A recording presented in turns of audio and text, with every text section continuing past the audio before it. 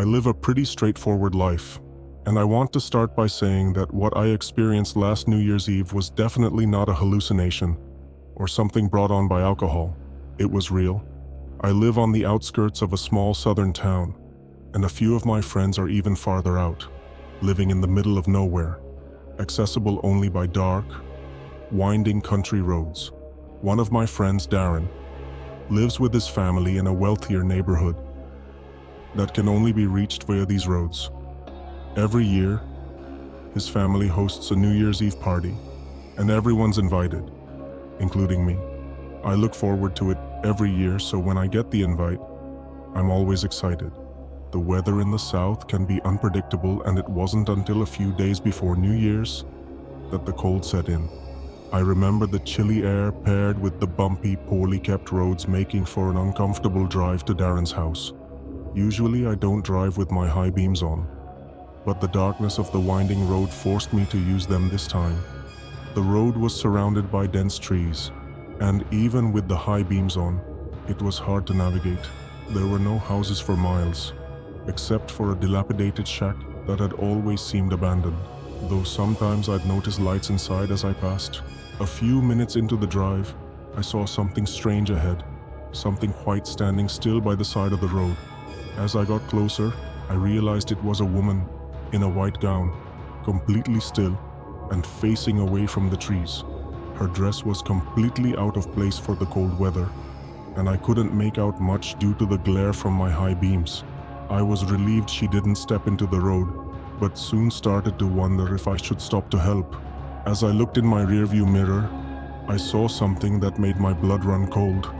The woman had turned to follow me, staying in the same spot, her figure outlined in the red glow of my taillights.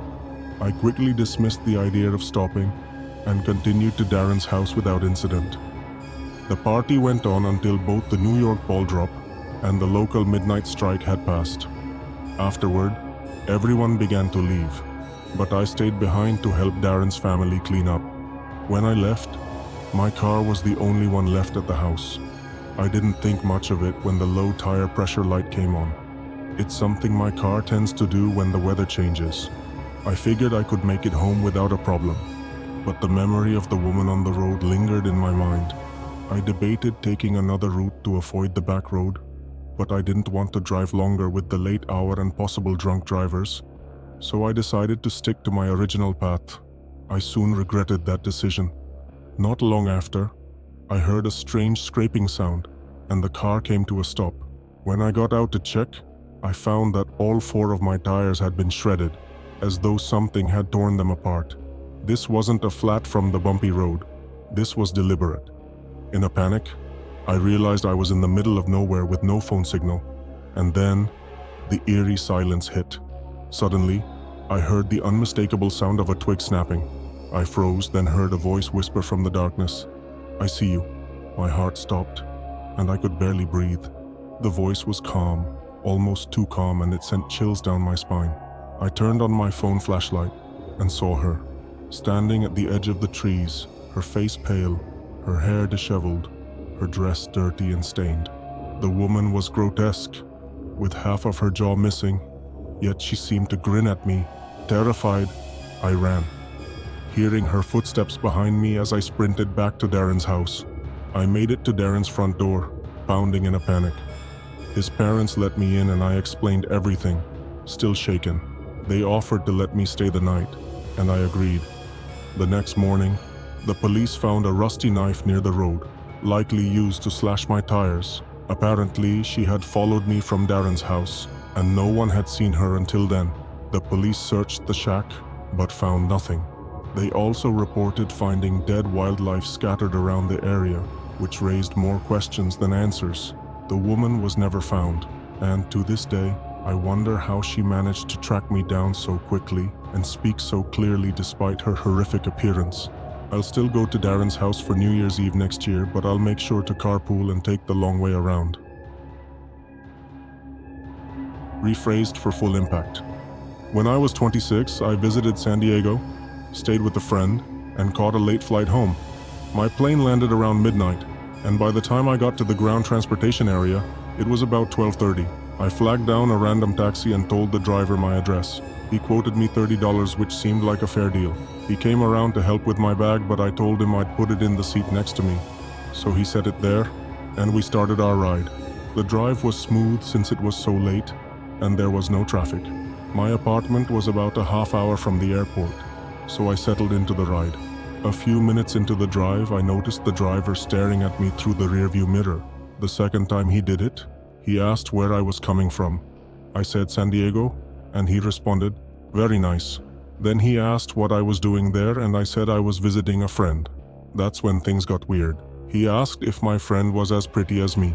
It was weird and flirty, but I laughed it off, though it left a strange feeling. As the ride continued, he kept asking questions that felt off, like, "What's a pretty girl like you doing traveling alone?" I replied with, "I'm not alone, I was just visiting a friend," and he teased, saying I was still traveling solo. He was older, probably in his 40s, and his behavior made me uncomfortable.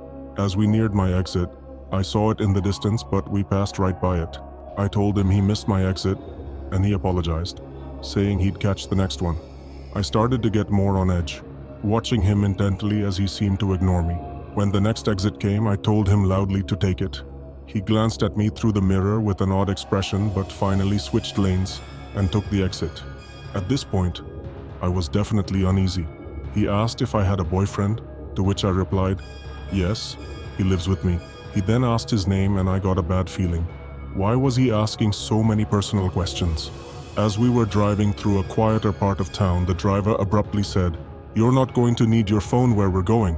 I felt my heart race. That was it. I had no idea what he meant, but the way he said it made me panic. I grabbed my phone, trying to subtly dial 911, but my hands were shaking too badly. Then, out of nowhere, he pulled over to the side of the road, his hand reaching into the back seat. "Get out," he said. I froze. I don't know how, but my instinct kicked in, and I jumped out of the car, running toward the nearest house. I knocked frantically on the door, screaming for help. The driver peeled out of there like he was in a hurry, and when the door opened, I didn't even know who was on the other side. All I knew was that I was in shock and didn't want to look back. The police came, but by then the driver was long gone. They never found him, and even though I tried to remember every detail, nothing came up in their investigation. I learned later that this driver was linked to other incidents across the city. I'll never forget the feeling of his eyes in that mirror, the way he said those words, and how quickly everything escalated. I don't take taxis anymore. If I'm traveling, it's only in an Uber or Lyft with a confirmed driver. But every once in a while, I still get that chill when I think about what could have happened.